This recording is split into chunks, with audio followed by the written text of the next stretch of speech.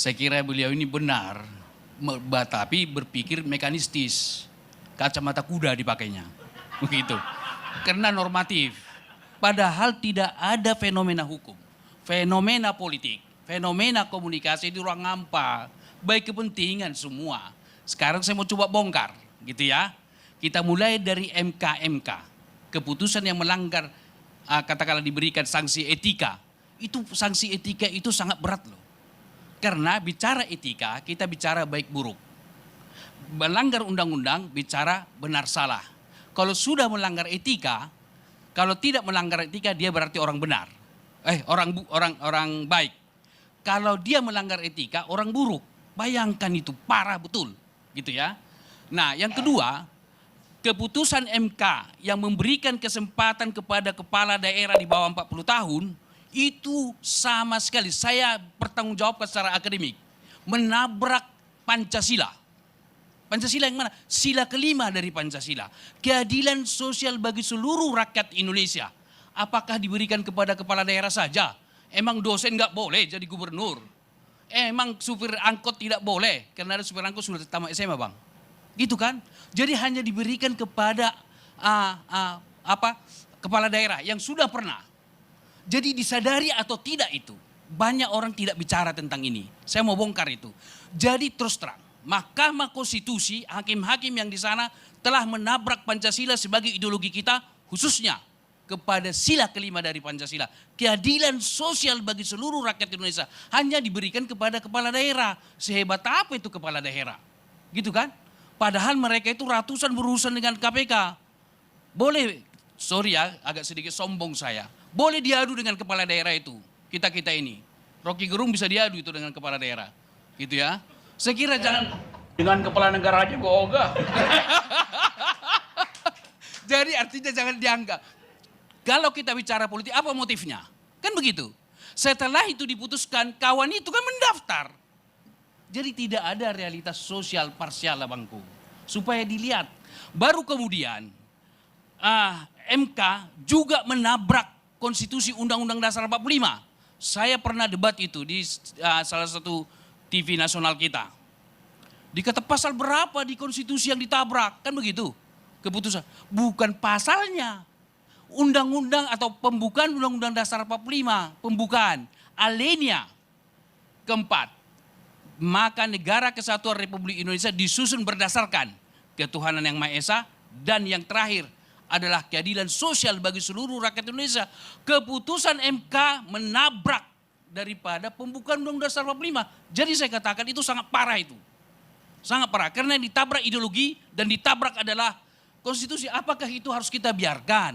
Apakah kita masih bicara normatif? Apakah kita harus itu bukan kewenangan dan lain-lain sebagainya? Tidak boleh begitu. Kalau misalnya undang-undang itu katakanlah tidak memenuhi kondisi atau situasi atau kebutuhan masyarakat kan bisa kita rubah. Jangankan undang-undang, konstitusi bisa kita rubah. Begitu. Tetapi tidak boleh kita menjamin kepastian hukum. Kalau begitu yang kita lakukan, kepastian hukum itu berarti lihat dong pasal demi pasal, kata demi kata yang ada di situ kan berbahaya itu. Jadi kita harus berpikir kritikal. Gitu ya, harus berpikir kritikal untuk melakukan perubahan.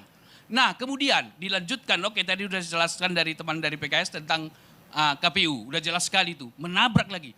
Kalau di luar negeri saya baca literatur, Bang Karni, sekali melanggar etika sudah mundur. Ini 3 kali bertahan kawan itu.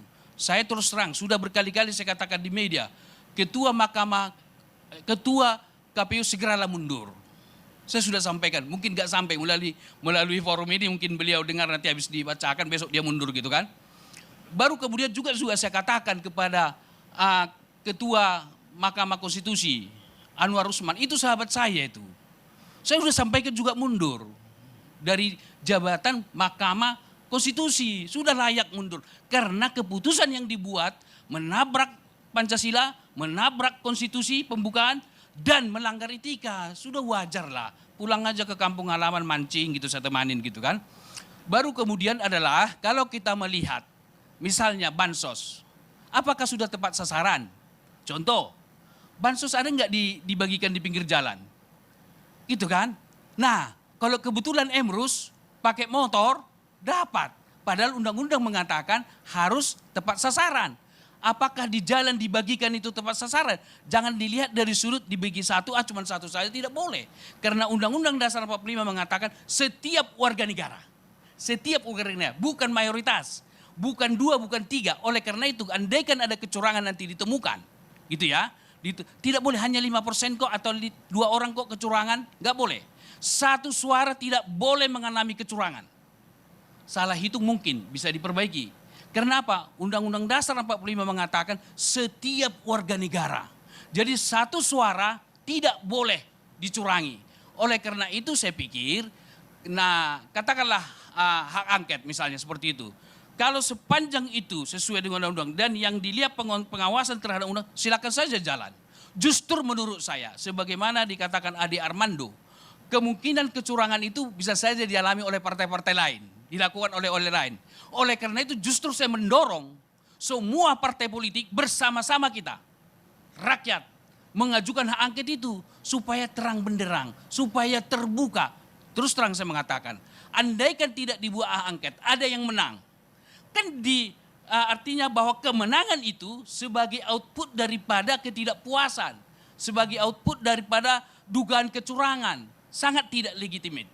Oleh karena itu alangkah baiknya semua kita buka, kalaupun misalnya ada kecurangan, misalnya Ade Armando mengalami kecurangan suara dari partai yang sama, boleh jadi loh Bang, atau dari partai yang lain, karena pertarungan antar partai yang sama di celung suara yang sama, dapil yang sama ketat sekali, bisa terjadi. Nah ini waktunya bagi kita untuk membongkar sama-sama semua partai politik, bahkan saya mengusulkan Bapak Presiden Joko Widodo, tidak ada salahnya cawe-cawe juga mendorong, mendukung hak angket tersebut. Saya mendukung hak angket tersebut. Karena di awal dia cawe-cawe kan.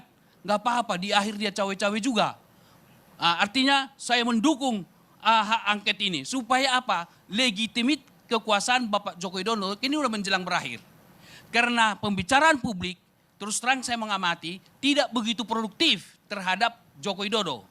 Ini kesempatan bagi Pak Joko Widodo untuk mengatakan kepada masyarakat bahwa saya mendukung hak angket, tapi dibuka secara transparan dan open to public, put on the table semua. Antar partai, antar caleg, antar paslon dan lain-lain. Itu menurut saya jauh lebih produktif daripada kita bicara normatif. Jadi terus terang saya mengatakan ketika kita bicara normatif, itu adalah kacamata kuda. Bahkan Gus Dur mengatakan demokrasi kita itu kan demokrasi seolah-olah. Coba sekarang, apakah kita demokrasi substansial kalau mau jujur? Silakan kita bongkar. Gitu ya. Apakah substansial? Sudah demokrasi menjadi pegangan kita? Bukankah kita menerapkan demokrasi seolah-olah? Salah satu diantaranya sebagai demokrasi seolah-olah, bukankah ada masih kecurangan?